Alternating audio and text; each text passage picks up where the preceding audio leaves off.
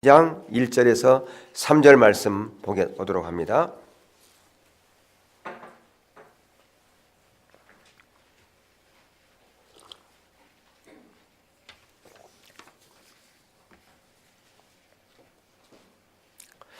출애굽기 33장 1절에서 3절 말씀 우리 합독하도록 하겠습니다.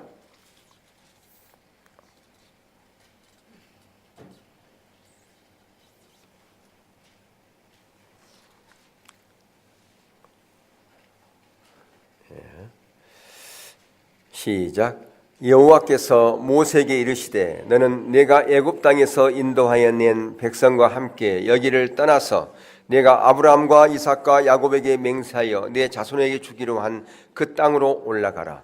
내가 사제를 너보다 앞서 보내어 가나안 사람과 아모리 사람과 헷 사람과 브릿 사람, 히 사람과 여부스 사람을 쫓아내고 너희를 적각 꿀이 흐르는 땅에 이르게 하려니와 나는 너희와 함께 올라가지 아니하리니 너희는 목이 곧은 백성인즉 내가 길에서 너희를 진멸할까 염려함이니라 하시니.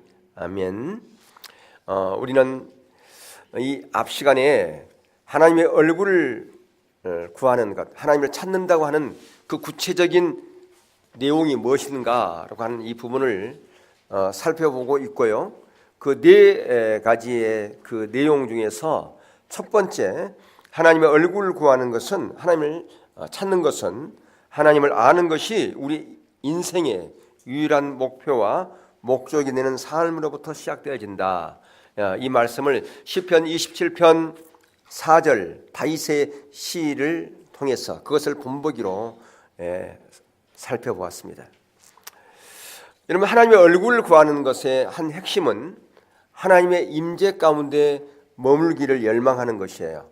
그러니까 하나님의 얼굴을 구한다는 것은 하나님 그분 자신을 찾는다는 것이고, 그걸 다른 말로 말하면 하나님의 임재 가운데 머물기를 열망한다, 그렇게 달리 말할 수가 있어요.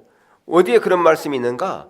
성경에 그런 말씀이 있다라고 하는 것입니다. 하나님의 임재라고 하는 단어를 요즘은 이제 하나님의 임재 연습, 하나님의 임재에 대한 책들이 뭐 이렇게 시중에 엄청 나와 있기 때문에 하나님의 임재가 생소하지 않지만요, 지금으로부터 한 10년, 20년 전만 하면 하나님의 임재에 대해서 별로 알지 못했어요. 그래서 하나님의 임재라는 단어를 쓰면 뭐 이단 아니냐, 뭐 이런 식으로까지 했어요. 그게 얼마나 소중한 것인지 우리는 알지 못하고 진정한 그 의미를 깨닫지 못하기 때문에 우리가 그렇게 말했다고 하는 것이죠. 그래서 오늘 하나님의 얼굴과 하나님의 임재는 어떤 상관관계가 있는가, 이 부분을 살펴보고요. 또 하나님의 임재가 얼만큼 우리의 신앙생활에서 필요하고 소중한가라고 하는 부분을 살펴보려고 합니다. 여러분, 구약에도 보면요, 하나님의 임재라는 단어가 많이 나와요. 구약에서 하나님의 임재라고 하는 것은요, 하나님의 얼굴, 이것과 상호 교환적으로 사용되었다, 그 말이에요. 그러니까 구약에서 임재는 히브리 단어 얼굴을 대변하기 위해서 사용되어졌어요. 그래서 임재 안에서라고 하는 것은 하나님 안에서라고 하는 그 용어이기도 합니다. 신명기 4장 37절이라든가 이사야서 63장 9절에 보면 하나님의 얼굴은 이스라엘을 구원하시는 하나님의 임재다, 그렇게 볼 수가 있어요. 그러니까 하나님의 얼굴은 이스라엘을 구원한 하나님의 임재다라고 하는 것입니다. 하나님의 얼굴은, 그분 자신은 하나님의 임재다, 같은 거예요. 하나님의 임재가 뭐냐? 그분 자신이에요. 하나님의 얼굴이에요. 그래서 하나님의 얼굴을 구하는 것은 다시 말하면 하나님의 임재를 구하는 것이다, 그렇게 달리 표현할 수도 있다. 그렇다면 성령님과의 관계는 뭘까?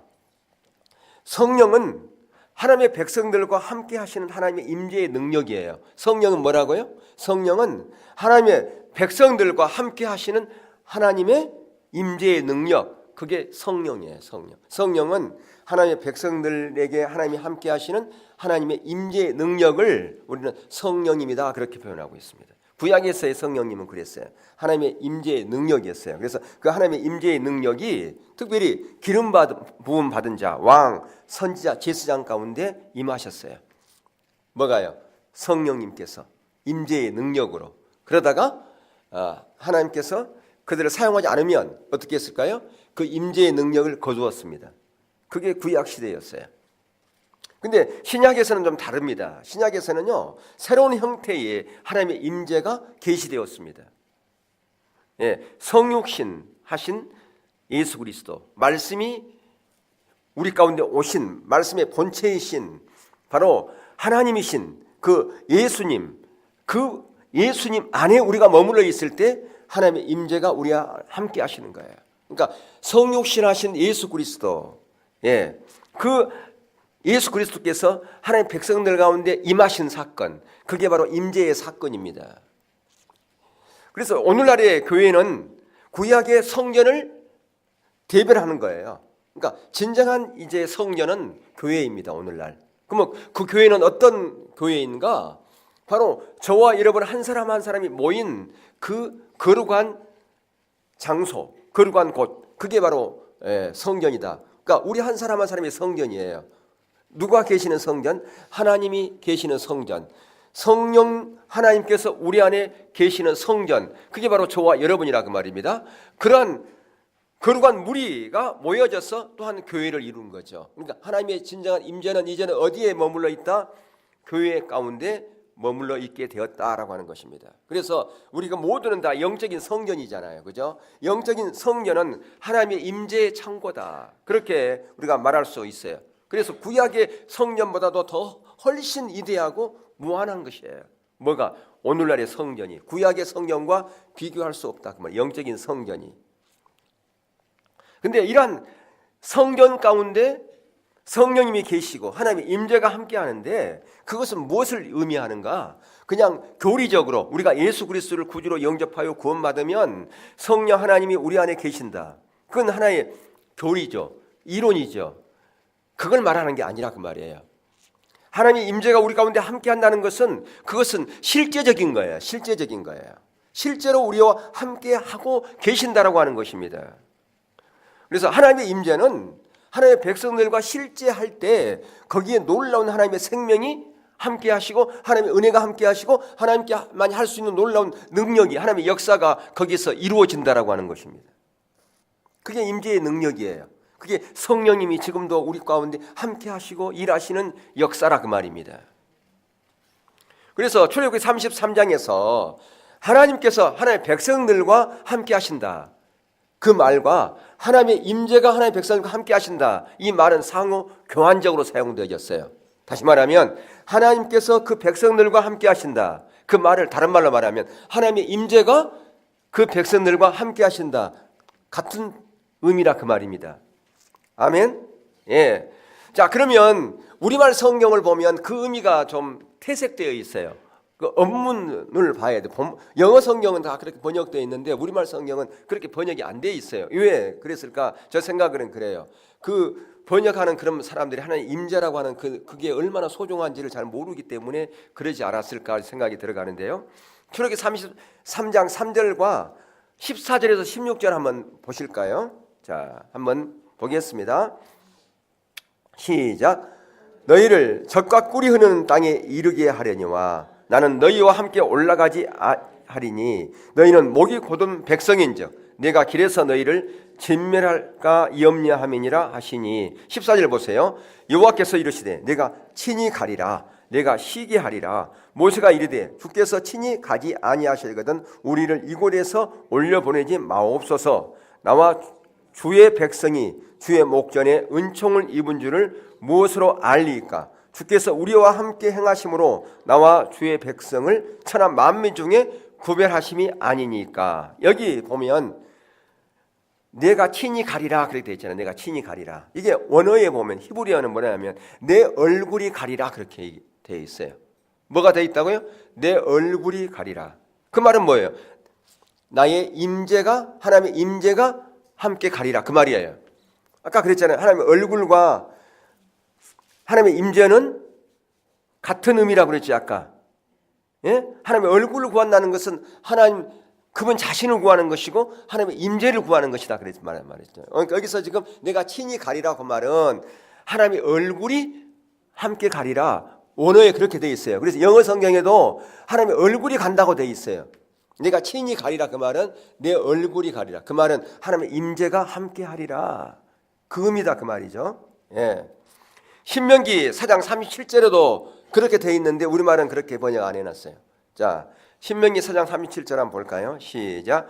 여호와께서 네 조상들을 사랑하시는 거로 그 후손인 너를 택하시고 그 권능으로 친히 인도하여 애굽에서 나오게 하시며, 여기다 얼굴로 되어 있어요. 이게 뭐래요? 임재, 하나님의 임재로 이스라엘 백성들을 애굽에서 나오게 했다 그 말이에요. 하나님이 함께 하셨다. 큰 권능으로 그들을 구원할 뿐 아니라 그들과 뭐 했다? 동행했다 그 말입니다. 이게 중요한 거예요. 동행한다는 것이. 하나님은 우리와 동행한다는 거예요. 임재의 능력이 함께 한다는 것은 그분이 우리와 동행한다는 것이에요. 그러면서 우리 가운데 힘을 주시고 네가 두려워하지 말라. 내가 여기 있잖아. 내가 너와 함께 하리라. 내가 함께 하고 있어. 이게 임재의 능력이 우리 가운데 오면 어떤 상황 가운데, 어떤 어려움 가운데서도 두려워하지 않습니다.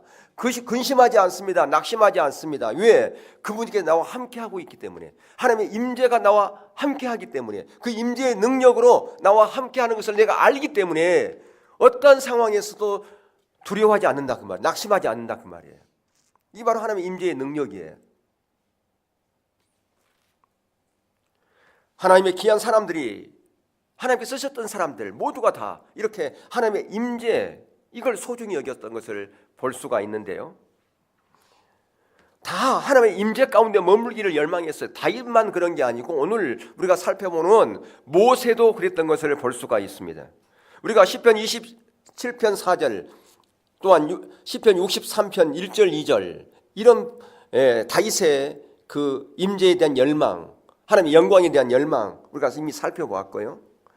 오늘 출애굽기 33장의 그 내용 전에 보면 32장에 어떤 내용이 나오냐면, 모세가 시내산에 올라갔을 때에 오랫동안 안 오니까 그들이 너무너무 두려워한 나머지 금송아지를 만들었어요. 우상을 만들고 거기서 그들이 먹고 뛰놀고, 그런 상황 가운데서 하나님께서 너무너무 분노하셔서 그 이스라엘 백성들을 다 진멸해버리겠다, 그렇게 말씀하셨단 말이에요. 근데 모세가 중보기도 하죠. 하나님, 그러시면 안 됩니다. 그 모세의 간절한 기도를 들으시고 하나님께서 마음을 돌이켰어요. 그러면서 오늘 33장 1절에서 3절의 말씀을 하는 거죠. 그래, 내가 진멸하지, 네 기도 듣고 내가 응답할게. 내가 진멸하지 않을게. 그러나 조건이 있다. 뭐냐 하면, 내가 천사를 보내가지고 내가 약속한 가나안 땅 너희들에게 줄게. 그러나 나는 가지 않을래. 나는 가지 않을 거야. 하나님은 안 가신대. 근데 그게 뭐라고 되냐면 하나님의 임재는 안 가신다는 거죠. 하나님의 임재가 안 가신다. 그러니까 아까 하나님께서 안 가신다면 우리가 여기서 올려보내지 말라고 그렇게 기도했을 때 하나님께서 뭐예요? 내가 그러면 친히 가리라. 그 친이라는 뜻이 뭐예요? 하나님의 임재가 함께 하시겠다. 그 얘기다 그 말이죠. 자, 그 상황을 한번 볼까요? 아까 우리가 본문에 읽었던 1절에서 3절은 보세요. 너희들이 목이 곧은 백성인즉 내가 너와 함께 같이 가다가는 내가 너무 분노해서 너희들을 진멸할까, 그렇게 염려한다. 그러니까 나는 안 가. 그랬을 때 모세가 뭐라고 또 기도하나요? 12절에서 13절 한번 보세요.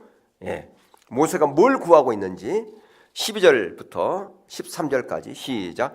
모세가 여호와께 아뢰되 보시옵소서, 주께서 내게 이 백성을 인도하여 올라가라 하시면서 나와 함께 보낼 자를 내게 지시하지 아니하시나이다.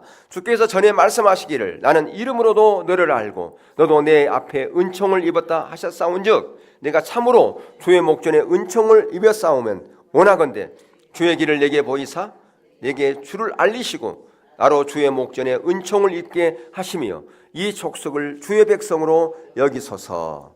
그러니까 하나님의 얼굴을 간절히 지금 구하고 있다 그 말입니다. 주님, 하나님의 우리가 은총, 하나님의 은혜 받은 백성 아닙니까? 근데 하나님이 안 간다면, 하나님의 임재가 안 간다면 이 열방의 백성들이 우리를 뭐라고 손가락질 하겠습니까? 우리를 주의 백성으로 여기지 않지 않습니까? 무슨 얘기입니까?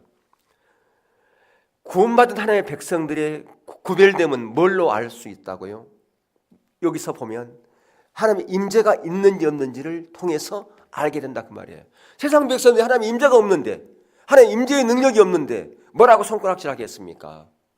그러니까 세상 백성과 하나님의 백성들의 구별됨은 하나님의 임재가 있느냐 없느냐, 하나님의 은혜가 그 백성 가운데 있느냐 없느냐, 그걸로 구별되는 거 아닙니까? 그런데 하나님의 임재가 우리 가운데 없는데 세상 백성들이 뭐라고 얘기하겠습니까? 저들은 하나님의 백성이라 그러는데 하나님이 저들을 버려버렸다. 하나님의 임재도 없고 하나님의 능력도 없고, 그렇게 손가락질할 거 아닙니까? 여러분, 우리가 예수 믿는다고 그러는데 예수 믿는 사람들이 진정한 그 사람이 믿음이 있는지, 진정한 신앙이 있는지 뭘 통해서 알 수가 있겠어요? 그러면 내가 예수 믿는다 그러는데 하나님의 임재가 우리 가운데 있는지, 하나님의 능력이 우리 가운데 있는지, 하나님의 은혜가 우리 가운데 함께하는지, 그것을 통해서, 그 열매를 통해서 아, 저 사람은 진짜 하나님의 백성이구나, 하나님을 진짜 믿구나, 그걸 알 수 있다 그 말이에요. 그걸로 구별된다 그 말이에요. 보니까 저 사람에게는 예수 냄새도 안 나. 세상 사람하고 똑같이 말하고 행동하고 판단하고 결정하고, 그런다면 세상 사람들이 뭐라고 얘기하겠어요? 세상 사람과 구별됨이 없다 그 말이에요. 세상 사람과 구별됨은 바로 하나님의 임재의 능력이 있는지 없는지, 그걸 통해서 아는 거 아니겠습니까? 그런데 왜 주님께서 우리와 가지 않는다고 그럽니까? 어떻게 우리에게 임재를 거두시려고 그러십니까? 지금 그렇게 지금 모세가 고백하고 있다 그 말이에요. 근데 우리가 이 지금 상황이 어떤 상황인지를 우리가 아셔야 돼요. 자, 그래서 15절에 보면 모세가 여호와께 아뢰되 주께서 친히 가지 아니하시려거든 우리를 이곳에서 올려 보내지 마옵소서. 뭐예요? 주님의 임재가 안 가시려면, 우리와 함께하지 않으려면 우리를 이곳에서 올려보내지 마세요. 그곳이 어딘데? 광야, 그죠? 예, 낮에 불기둥, 밤에 낮에는 구름기둥, 밤에는 불기둥을 통하지 않고서는 그들이 살아갈 수가 없어요. 낮에는 너무 덥고 밤에는 너무 추워서 하나님께서 그들을 위해서 낮에는 구름기둥으로, 밤에는 불기둥으로 그렇게 그들을 그 광야에서 생활하도록 은혜를 베풀었다 그 말이에요. 그리고 그 광야는 농사를 지을 수도 없어요. 하나님께서 만나와 메추라기를 주지 않으면 그들이 생활할 수 없고, 반석에서 물을 내지 않으면 그들이 목마름을 해결할 수 없는 것 아니겠습니까? 그런 광야. 근데 하나님의 임재가 없는 그 풍요의 땅, 그 가나안, 저들에게 무슨 의미가 있습니까? 아무리 거기가 풍요한 땅이고 정탐꾼을 보내서 그들 정탐했을 때 얼마나 풍요한 땅이면 이 포도가 얼마나 큰지 장정 두 사람이 작대기에 끼워가지고 메고 왔어요. 그런 땅 아니에요. 얼마나 그들이 거기를 가고 싶어 하겠습니까? 얼마나 그들이 하시라도 빨리 갔으면 좋겠다. 그런데 지금 모세가 그러한 땅 필요 없습니다. 하나님의 임재가 없는 곳, 근데 하나님의 임재가 있는 이 광야에 그냥 우리를 그대로 두세요.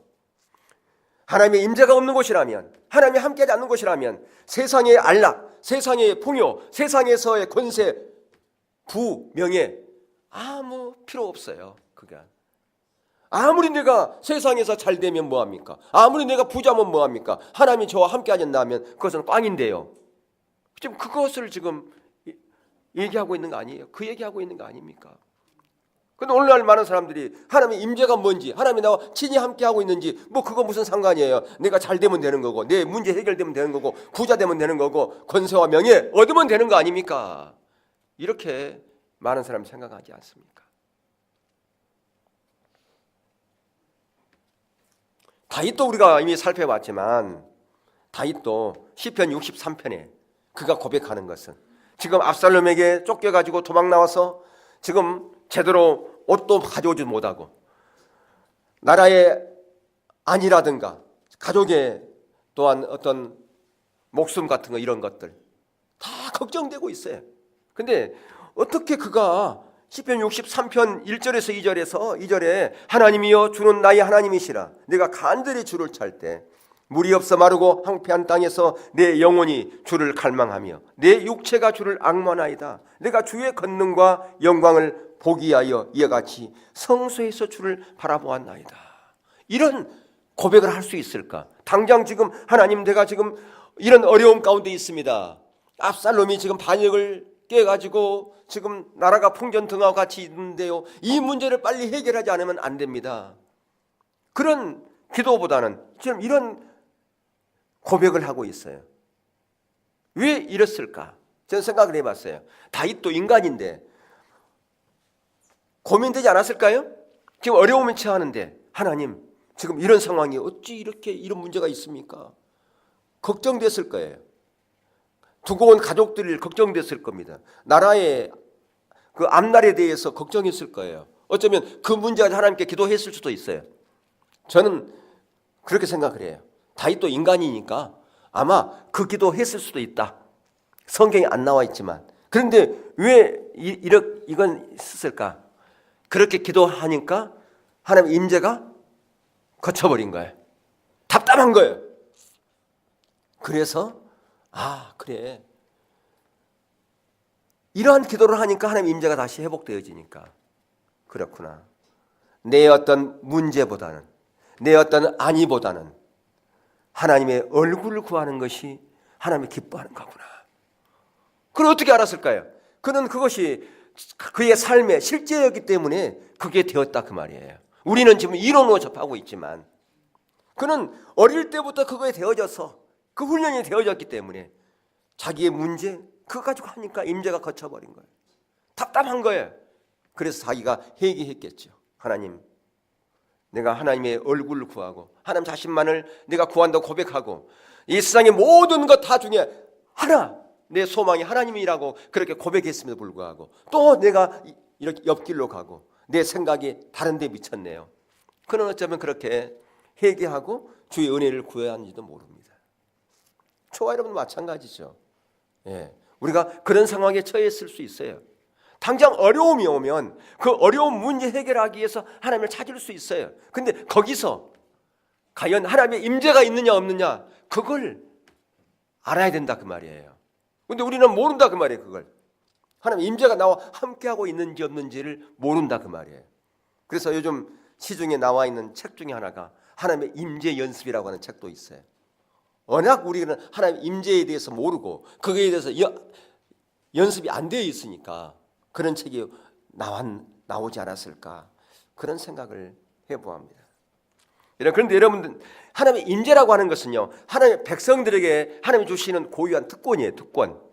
뭐라고요? 특권. 하나님의 백성들만 가질 수 있는 하나님의 고유한 선물이라 그 말입니다. 특권이라 그 말이에요. 그걸 누려야 되잖아요. 특권이면 그걸 누려야지. 그 특권을 누리지 못한다면 안 되지 않습니까? 하나님의 자녀의 특권인데 하나님의 임재가 그들과 함께 한다는 것 그것은 너무나 소중한 거고요. 귀한 거고요. 그것은 무엇과도 바꿀 수 없는 것이다. 우리 이것을 지금 보고 있지 않습니까?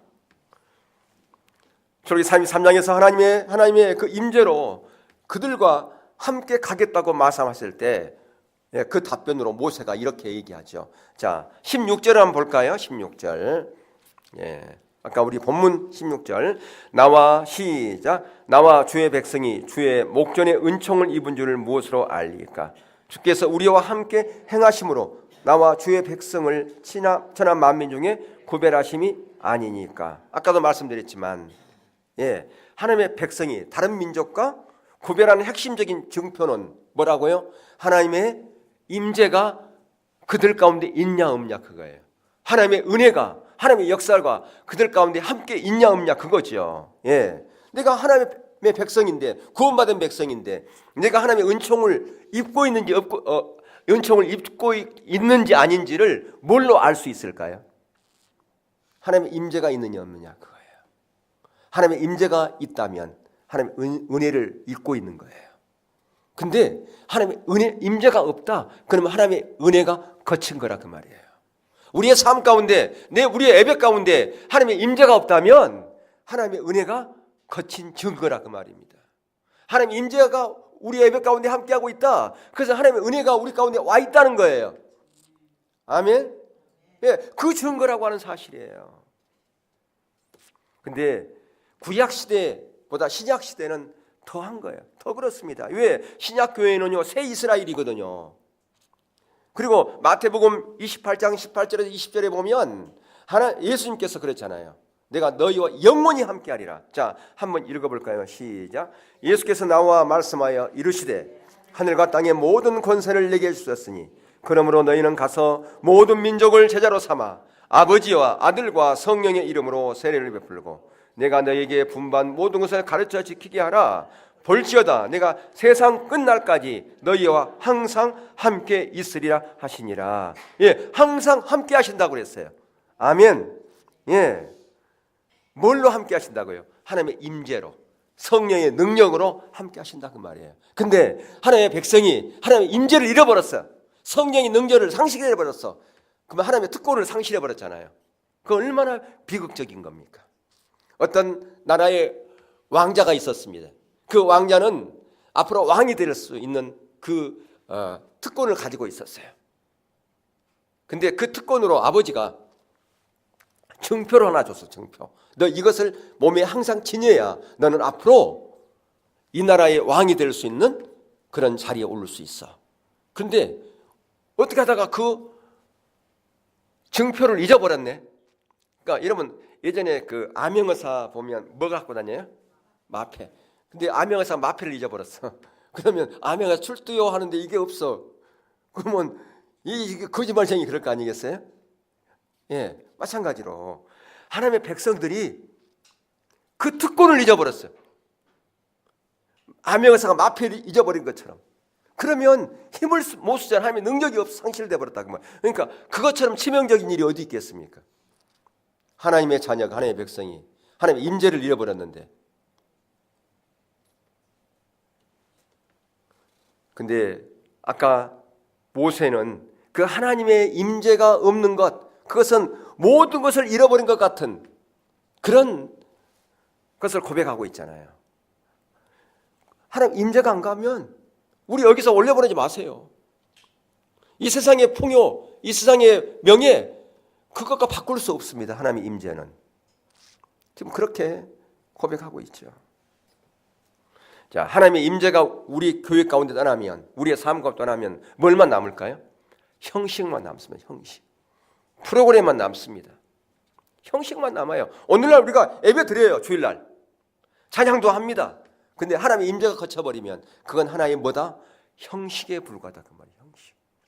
여러분 이사야 시대에, 에레미야 시대에, 예수님 시대에 왜 멸망당했습니까?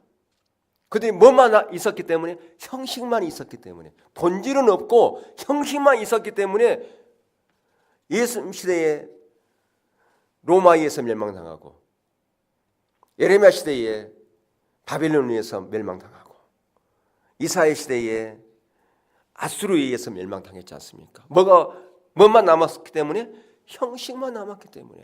형식과 프로그램만 남으면 우리가 그런 비극을 맞이할 수 있다 그 말이에요. 예수님 시대나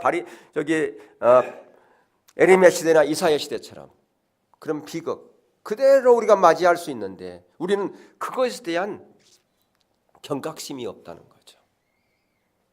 우리는 과연 어떤가? 여러분 그 라오디가 교회는 정말 칭찬 한마디 없는 그런 교회인데도 불구하고 그들은 그걸 몰랐어요. 자신들의 모습을 몰랐습니다. 그리고 자부심이 강했어요. 우리는 부자라 부족함이 없다. 자부심이 와요. 하나님께서 우리를 너무너무 사랑한 나머지 우리는 이렇게 부자가 되었고 성도들도 부자고 교회도 부자였어요. 근데 하나님이 그들을 토해버리겠다 그랬고 예수님께서 문 밖에 서서 계셨어요. 얼마나 비극적입니까?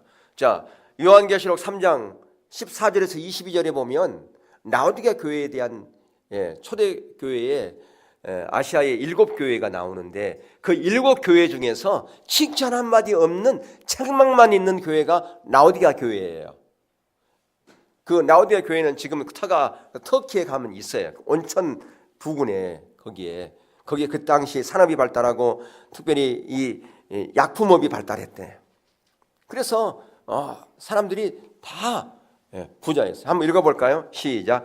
라오디게아 교회의 사자에게 편지하라. 아멘이시여 충성되고 참된 증인이시여 하나님의 창조의 근본이신 이가 이르되 내가 내 행위를 아노니 내가 차지도 아니하고 뜨겁지도 아니하도다.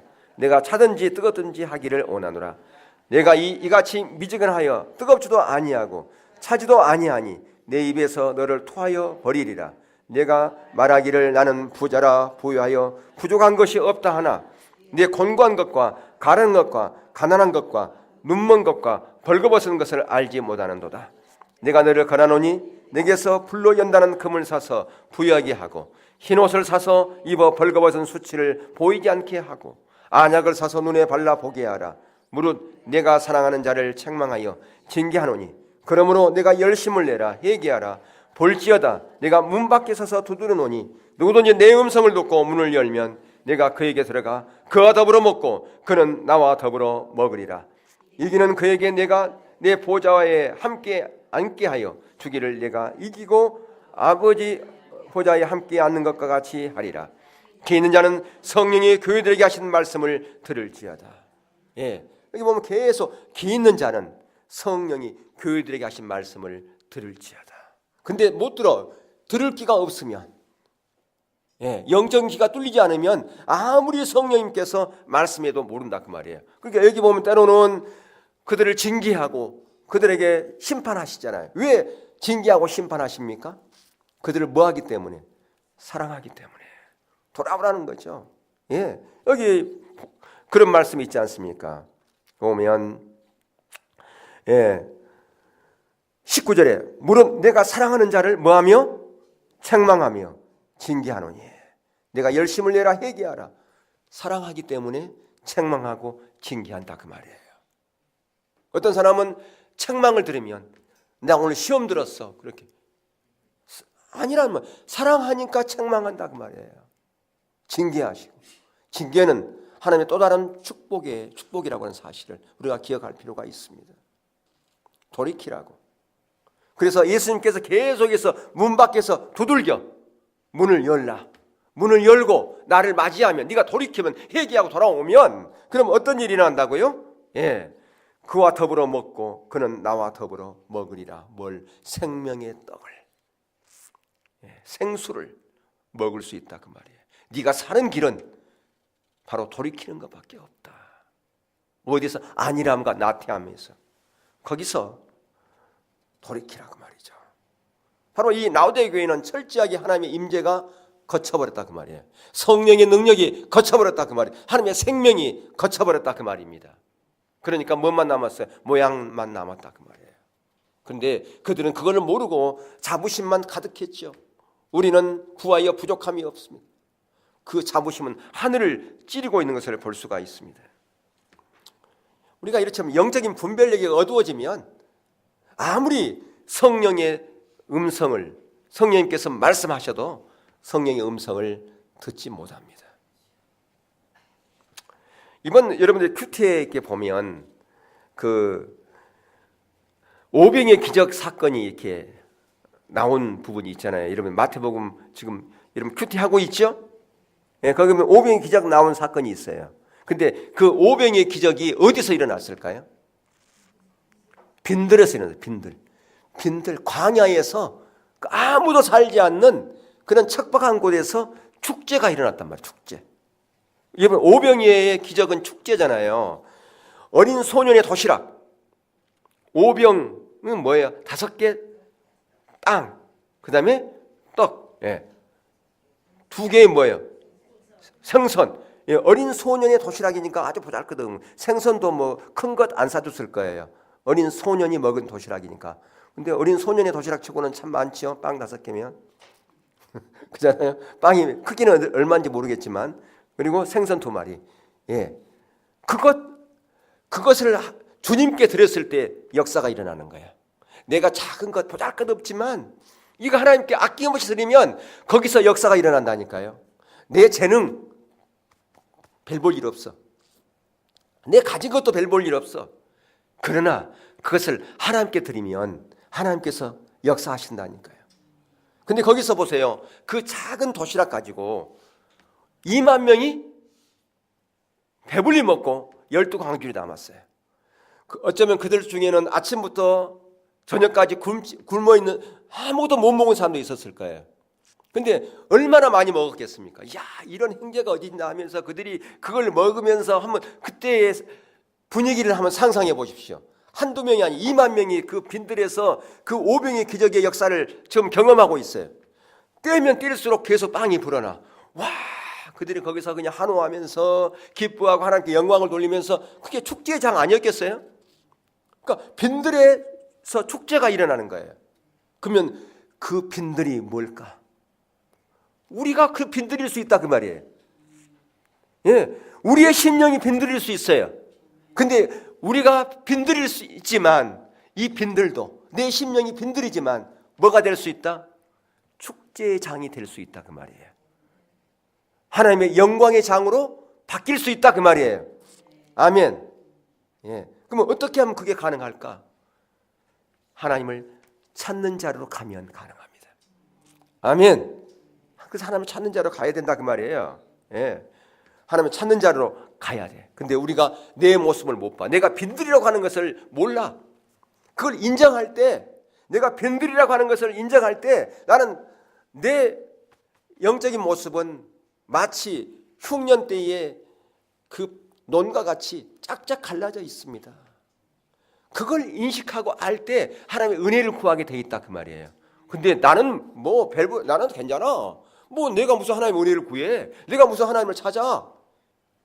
그러면 어떤 역사도 일어나지 않아요. 그렇게 내 모습을 성령의 조명을 통해서 선명하게 인식하고 하나님의 은혜를 구하여 나갈 때 거기에 하나님의 은혜가 부어진다 그 말이에요. 임재가 회복된다는 말이에요.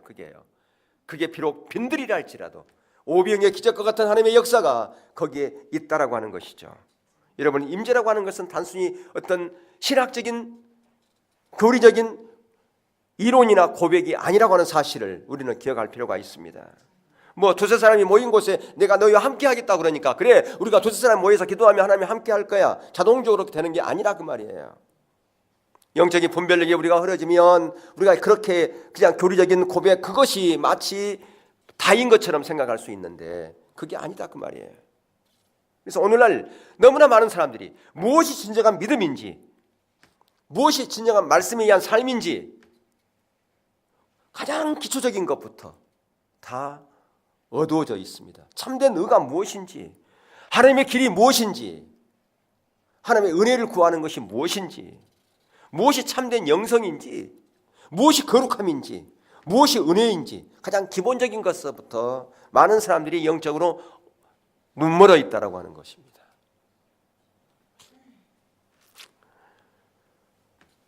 여러분, 하나님의 임재라고 하는 것은 하나님의 생명이에요. 하나님의 생명. 주를 향한 열정이 하나님 임재 가운데 있을 때 주의 열정이 회복되는 것이고요. 영적인 분별력이 회복되는 것입니다. 하나님 임재 가운데 있을 때. 그러니까 하나님의 임재라고 하는 것은 우리 교회에서 없어서 안 될 가장 기본적이고 근본적인 근간이다. 그렇게 말할 수가 있습니다. 하나님의 임재는 아까도 말씀드렸지만 이론이 아니고 우리의 삶의 우리 신앙의 실제라고 하는 사실이에요. 여러분 에이전 토저 여러분 기억하시죠? 에이전 토저가 이런 말을 했어요. 하나님의 임재는 기독교의 핵심의 진리다. 기독교의 메시지의 핵심에 계신 하나님은 그분의 구속받은 자녀들이 그분의 임재를 명확히 의식하기를 원하시는 하나님이시다. 그러나 안타깝게도 현재 유행하는 기독교는 그분의 임재를 단지 이론만으로 알고 있다. 따라서 그분의 임재가 현재 신자들에게서 실현될 수 있다는 그들만의 특권을 강조하지도 않고 우리의 영적인 지위가 하나님의 면전에 있다고 말로만 가르칠 뿐 그분의 임재를 체험해야 할 필요성에 대해서는 침묵한다. 왜 그럴까요? 하나님의 임재가 뭔지 잘 모르고 하나님의 임재를 경험하지 못했기 때문에 그렇다라고 말할 수 있어요. 자, 하나님의 얼굴을 구할 때, 하나님의 그분을 찾을 때 하나님의 임재는 우리 가운데 오십니다. 아멘.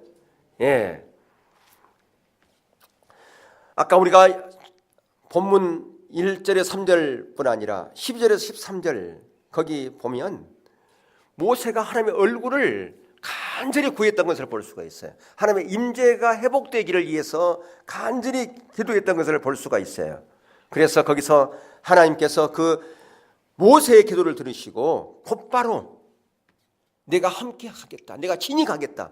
그 무슨 얘기라고요? 하나님의 임재가 다시 같이 가겠다, 내가 친히 가겠다. 우리말 성경에는 친히 가겠다 그렇게 되어 있잖아요. 근데 뭐가 가시겠다? 하나님의 임재가 같이 가시겠다. 하나님의 얼굴이, 하나님 그분 자신이 함께 동행하겠다 그 말이죠. 예.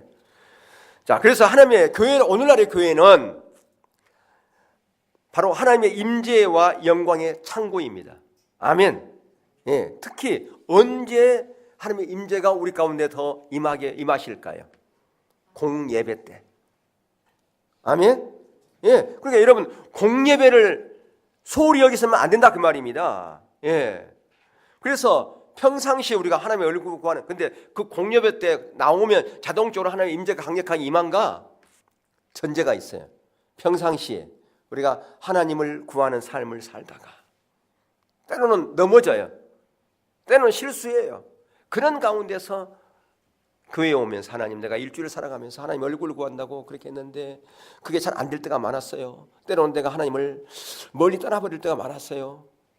그것을 이렇게 실제로 그것 때문에 고민하고 그런 삶을 살다가 교회 공예배에 나와서 하나님을 찬양하고 경배하고 하나님을 구하여 나올 때 거기에 하나님이 강력하게 임하신다 그 말이에요.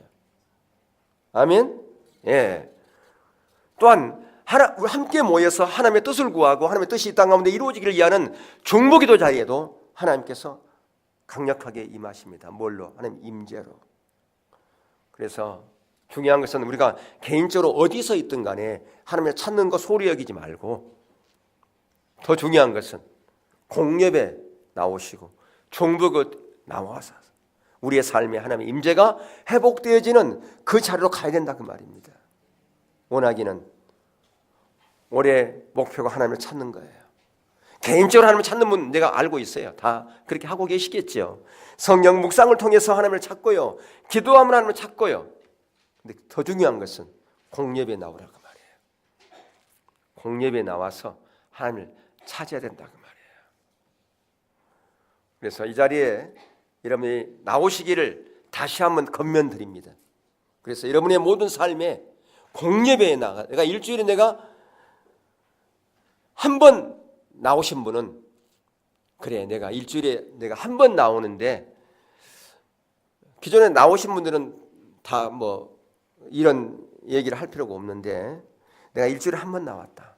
그러면 공예배가 언제 있을까? 아, 수요일이 있고 금요일이 있고 화요일 날 저녁에 중보기도가 있구나. 그러면 그 중에 내가 한 번은 내가 나와야지. 그렇게 결단하시라 그 말이에요. 처음부터 3번 다 나오세요. 그러면 부담될 수도 있으니까 여러분의 부담을 안 주려고 한 번, 저녁 시간이란 말이에요. 저녁에 일과가 다 끝나고, 예? 한 번 나와요. 의정부에서 택시 타고 오신 분도 있어요. 여기까지 공예배 참석하려고 콜택시 불러가지고, 예? 그렇게 오신 분도 있는데 여러분들 그렇게 사모하셔요. 그러면 하나님의 임재가 회복되어지고, 하나님의 임재는 하나님이 우리와 함께 하신다는 거예요. 왜 임재를 사모라고 그랬을까요? 그래야 하나님의 생명이 우리 가운데 주어지는 거예요. 아까 마태복음 28장에서 약속했던 것처럼 내가 너 영원히 함께하리라 그 말씀하셨잖아요. 그것이 실현되어지려면 그분을 구해야 된다니까요. 하나님의 약속은 보증이 아니에요. 성경에서 하나님의 약속은 보증이 아닙니다. 뭐라고 그랬어요? 초청이란 말이에요. 초청. 하나님의 약속은 초청. 그 초청의 자리에 나와야 하나님의 약속이 실현되는 거예요. 하나님의 약속은 모두 누구 안에서 예가 됩니까? 예수 그리스도 안에서 예가 되는 거예요. 예수 그리스도 안에. 자, 하나님의 모든 유업을 누구에게 다 물려줬어요? 예수님에게. 근데 그 모든 하나님의 유업이 우리의 유업이 될 수 있는 비결이 있어요. 어떻게 하면? 우리가 예수님 안에 있으면, 예수님이 우리 안에 있으면, 우리가 예수님과 함께 무슨 상속자? 공동 상속자. 예, 그걸 지금 원하고 계시는 거예요. 하나님이 모든 유업을 예수 그리스도께 다 임하셨어요. 근데 그 놀라운 유업이 저와 여러분의 유업이 되기를 하나님은 원하신다니까. 왜? 저와 여러분이 하나님의 자녀이기 때문에. 아멘? 하나님의 자녀잖아요. 하나님 자녀가 잘 되기를 원하지. 하나님은 여러분도 여러분 자녀가 잘 되기를 원하잖아요. 근데 그 자녀에게 주실 그 모든 유업은 예수님께 있는데, 우리가 예수님 안에 있으면, 예수님이 우리 안에 함께 있으면 우리가 그 모든 유업을 예수님과 함께 공동 상속자로 누릴 수 있다, 그 말입니다. 어느 자리에서? 하나님의 임재 안에서, 그분의 능력 안에서, 그분의 기름 부음 안에서. 그래서 그것을 여러분이 사모한다면 공예배에 참여하시라고요. 돈 드는 거 아니잖아요. 여러분을 위해서 그런 거예요. 여러분 자신을 위해서, 여러분의 삶이 회복되어지고 가정이 회복되어지기를 위해서 그렇게 한다고 말이에요. 그것은 결국은 여러분 자신을 위한 것이고, 여러분의 가정을 위한 것이고, 여러분의 자녀를 위한 것이에요. 근데 여기서 한 가지, 그래, 내 자녀를 위해서 그렇게 해야지, 그런 목적을 가지고 오시면 안 돼요. 그러면 또한 그것은 율법주의가 된다, 그 말이에요. 아니하실지라도 하나님의 은혜를 사모해서 나오시라, 그 말이에요. 그렇게 나오시고 하나님의 은혜를 구하면 하나님께서는 반드시 일하시고 역사하신다.